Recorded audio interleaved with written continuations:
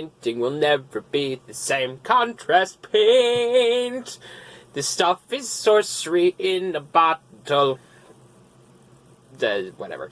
I'm hyped. I'm super hyped because I got my hands on this contrast paint this week from GW, and it's fantastic. Alright, so I've had it for about 2 days, and I have already managed to paint 10 models completely. Like, I painted 10 Squigs, like, no problem. Like, now, granted, Squigs are kind of easy to paint because they're pretty much just one color and then teeth. But I also have gotten, like, 25 Goblins to 50% done, and I'm batch painting all of them at the same time. That's the crazy part about this stuff. Like, I also, like, oh man, I'm jumping the gun a little bit. So, hobby update. So I got three Sternguard painted, and the other two to 70% completion, give or take. And I probably would have finished them if Contrast hadn't dropped this weekend. So yeah, didn't quite hit that goal. I did the spiders, but I did them differently than I said I was going to do, because once I saw how this stuff worked, I dropped the spider.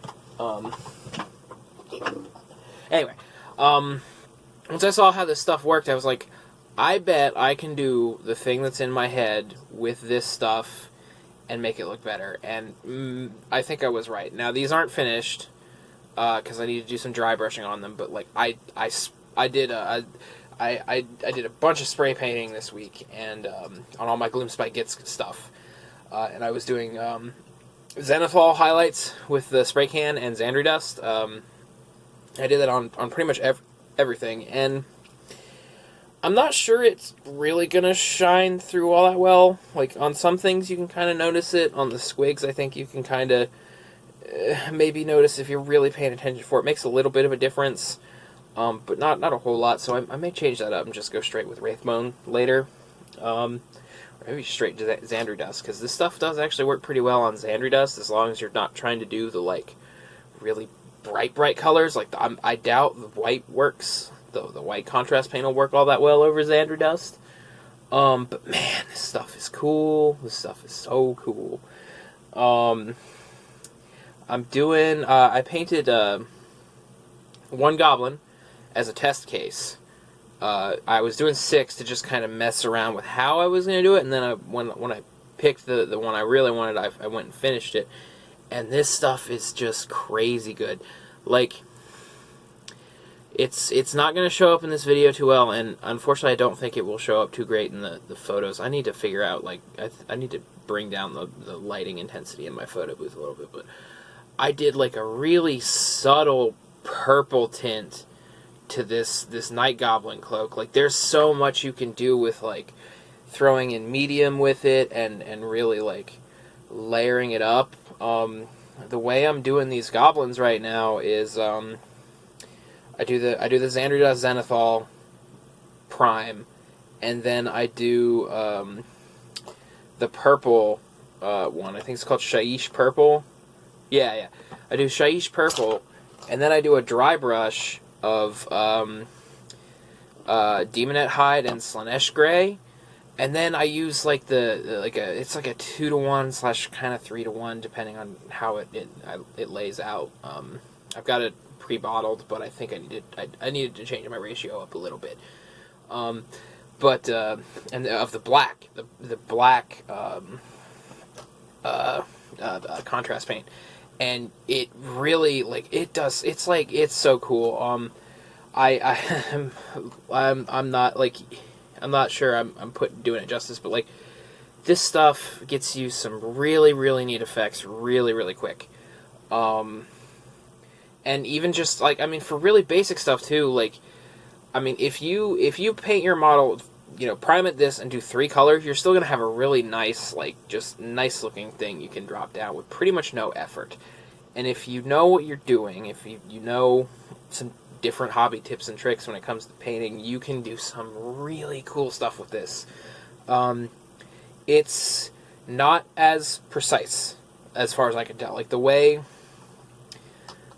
you paint with this stuff is not like the old school traditional base, wash, layer, highlight. Like it's not nearly as precise, but it doesn't quite need to be.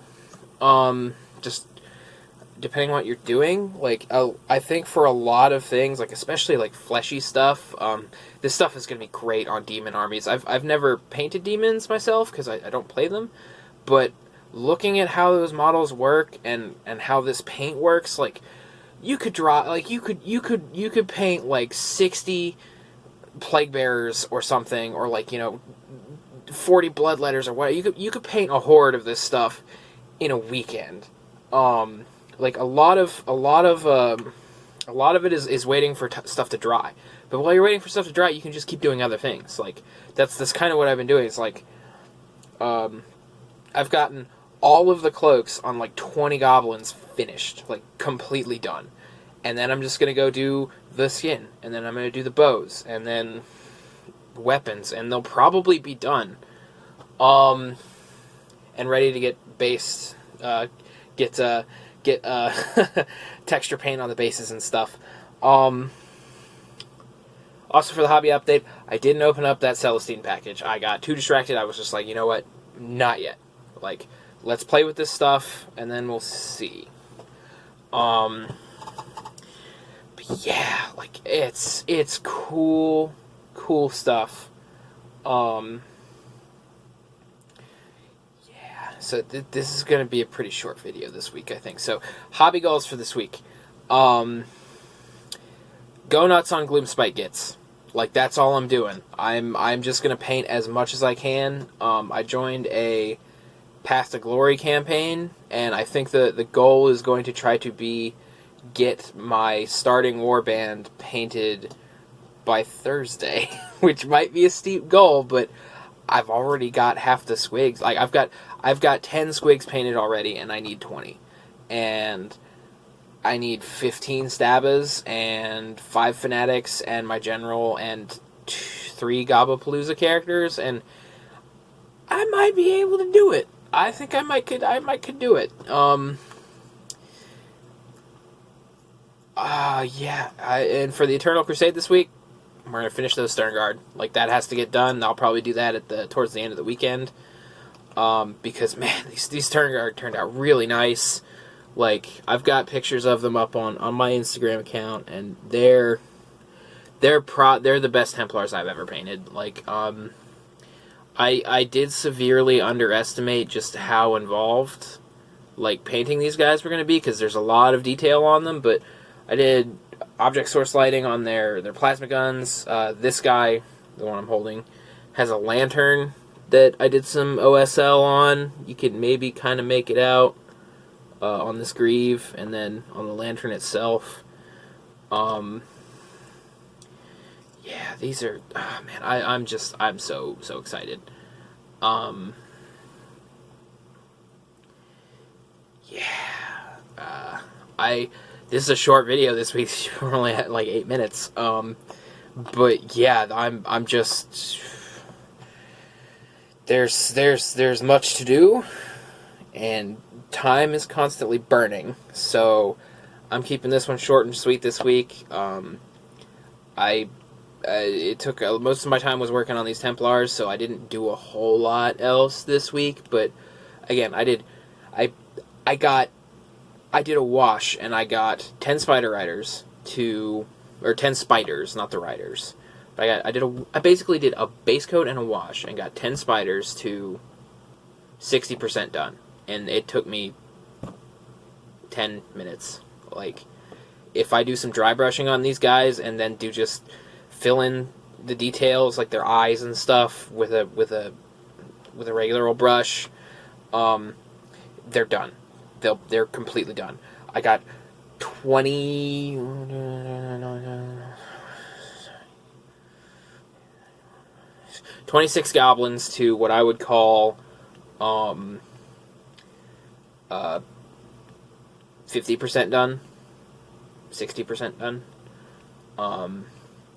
10 Squigs fully painted, And I didn't just use contrasts on them. I did like 2 dry brushes for their skin. I did 2 layers for their teeth. I did 2 layers for their tongues and warts and stuff, all over, and did their eyes and all that, all over contrast paint, more or less.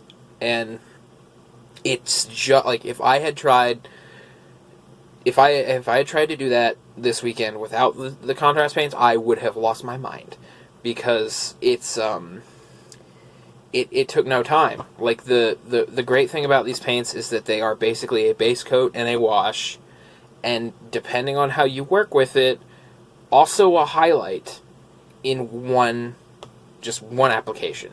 They're very cumulative. Like, they're very... I think one thing you will need to watch out for when you're working with them is they are... For one, they're very messy. One thing I found that you have to do is go back and touch up your base, your base prime with Wraithbone or Gracier, whichever one you're working with. You do have to do a bit more of that. You do have to pay attention to... It can be very fast, but if you're very messy, you will be making more work for yourself.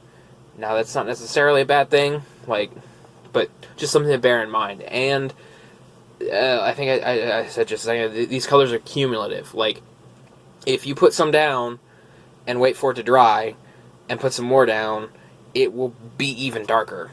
It will kind of also do that depending on how much you put down. So, like, if you do some very thin coats of this stuff, you'll get a very light color. But if you really glob it on there like you would a shade, you'll get a really dark color. So there's a little bit of finagling with how you apply it, but if you just slap it down there, one thick coat, as they say, it saves a lot of time. Like I said, it's like a base coat and a wash and a subtle highlight all at once.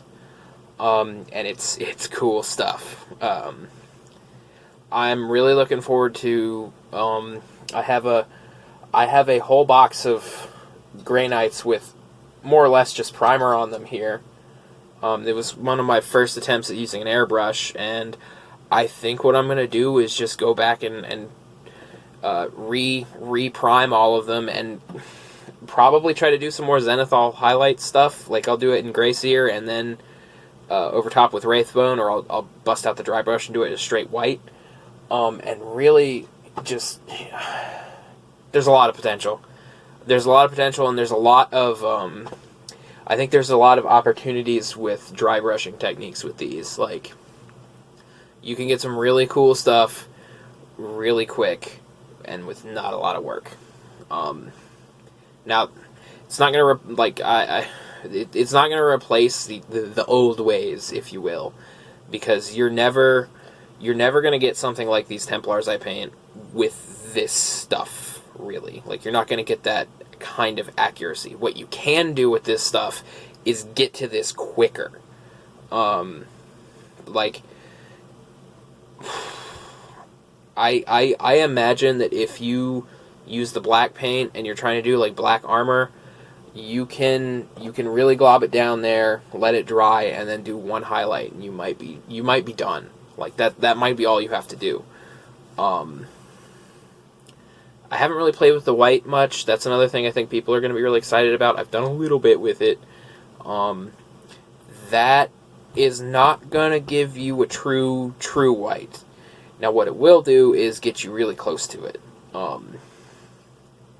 It will probably be a lot easier to do edge or layer painting with this particular, with the, what is it called? What is the actual name of the white paint? I can't remember. Apothecary White. Goodbye, Goblin. Yeah. You can probably, I would imagine, and I haven't tested it out myself yet, but I would imagine that it will be a lot quicker and a lot easier to get to a very smooth white using this. It's still probably going to be a little bit blue. You're not gonna get that kind of grayscale white, which is what I kind of aim for when I do it. But but yeah, this stuff is sorcery. It's magic. It's insane. So this week, hobby goals: go nuts on grots. Try to get to the Path to Glory warband by Thursday. I probably won't. I'm gonna try though. And then finish 2 more Sternguard. And I'm also gonna be playing a game Thursday. So it'll be my first game of Age of Sigmar. I have yet to actually play Age of Sigmar. So I'm looking forward to that. I think it's going to be a lot of fun. And I'll be playing more games of Sigmar as the weeks go on, now that I'm in this campaign. And I'm probably going to try to squeak in a 40k game here and there. I don't think there's any campaigns going on at the hobby shop right now. But yeah, I want to go work more right now. So sorry if this video is short or weird or rambly. It's doubled since I said it was going to be shorter. Anyway, so yeah, I will see you next week. Hobby train keeps rolling on. Contrast paints. Thank you, GW.